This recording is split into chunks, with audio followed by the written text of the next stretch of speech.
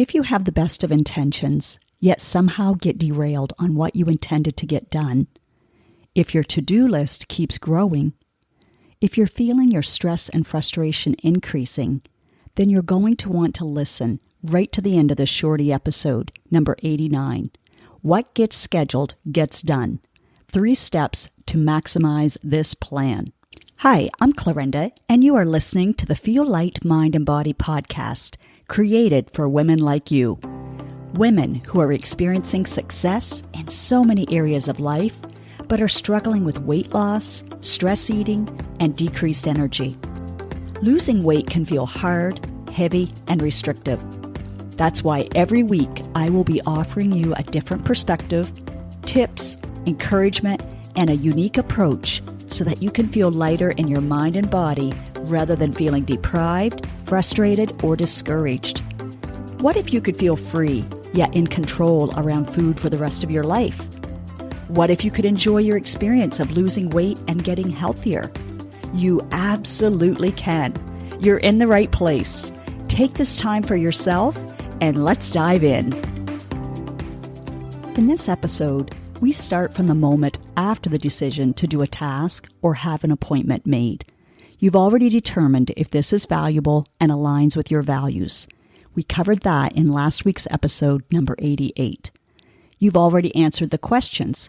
Why and who is this important for?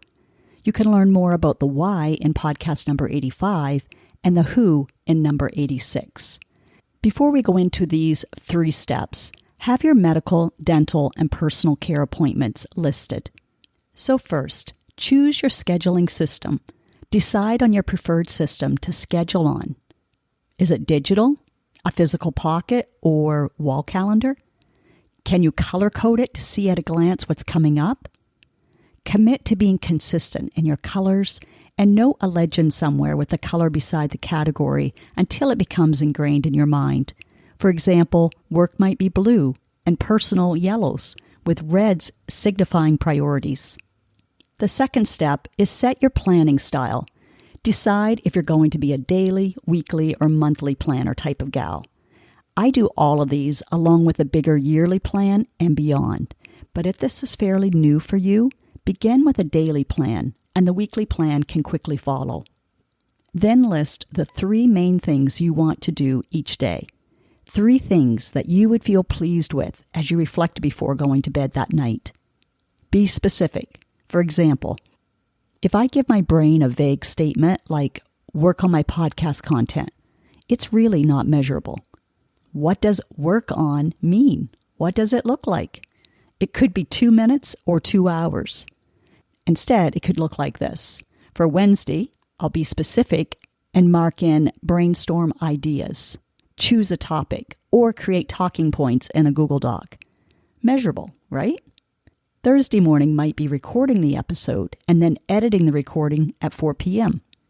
Friday might be to edit the blog post, create a description, and write the weekly email.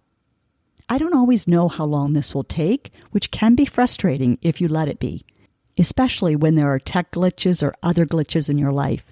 But I give it my best guess and schedule a block of time, not just 30 minutes here and there. That way I have my best productivity. Let's look at another example. Declutter scheduling. For this, you could pick one area to focus on. Maybe the night before, you schedule on your calendar to find and label boxes for sorting, keeping, garbage, donation, or consignment. Breaking it down into strategic steps makes it feel less overwhelming. And the third step is anticipate obstacles. Anticipate what obstacles might come up to compete with what you have scheduled. What do you need to put into place as a strategy to keep you on track? Do you need to schedule a babysitter?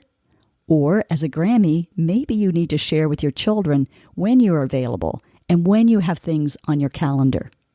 Decide ahead of time what tasks are flexible and what ones aren't.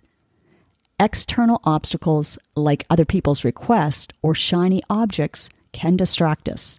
So when it's focus time, unplug and plan on checking in after that hour. If something's an emergency, your loved one or work will call you. We also have internal struggles. It's not just you who doesn't feel like doing what it says to do on the calendar. Your brain would rather conserve energy and do nothing. The primitive part of your brain is just trying to keep you safe and comfortable. So it's important to tap into and light up that prefrontal cortex, the executive part of your brain that is creative, logical, strategic, and can see the value in following through. It's not just nearsighted. So when you don't feel like doing it, there's no need to add any mental drama of why I don't feel like doing it. Now you know why. Nothing has gone wrong. There's nothing wrong with you. I acknowledge it and then follow it up with a big and.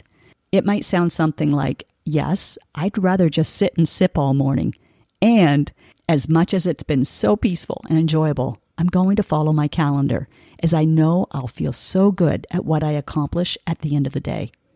I tap into my mission statement and think of the woman who is frustrated with trying to balance all the balls in the air and is thinking, where the heck does losing weight and getting healthier fit in? Then I get to work. Think about what would inspire you and write it down. What guardrails or reminders would be helpful to have in place? Do you need to set up reminders to keep you on track? Setting an alarm on your phone is a quick way to add something important that doesn't necessarily need to be added to my calendar. For example, bring plants inside is one I set before a forecasted downpour.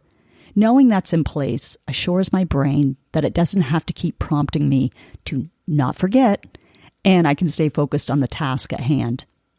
Today's episode is purposefully short, simple, and actionable. There are many other tactics one can use, and if you have a system that you love, I'd love to hear how you set up your day or week. I'm a work in progress in this area, but I wanted to share this much, as you may have the same challenge. Maybe you already have a system in place like this, or even better than these 3 simple steps. But if things are scheduled and aren't getting done, ask yourself what is going on within. Are you stressed, bored, discouraged, resentful? What's distracting you? I'm here to help.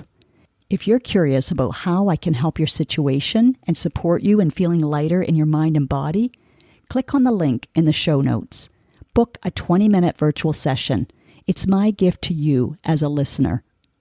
I can't wait to talk with you next week. I'll be refreshed after hiking at least 2 mountains and maybe be able to fit in either the third one, waterfalls, or kayaking. I wish you a successful week of scheduling and following through. Your future self will thank you.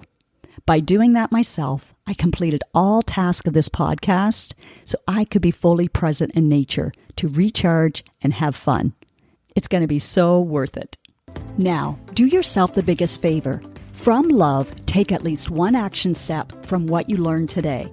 Knowledge without application won't give you the results that you desire.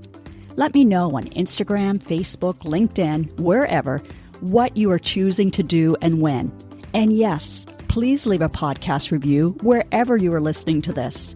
When people read your words and can see themselves in them, then you are contributing to women empowering other women. And that feels amazing.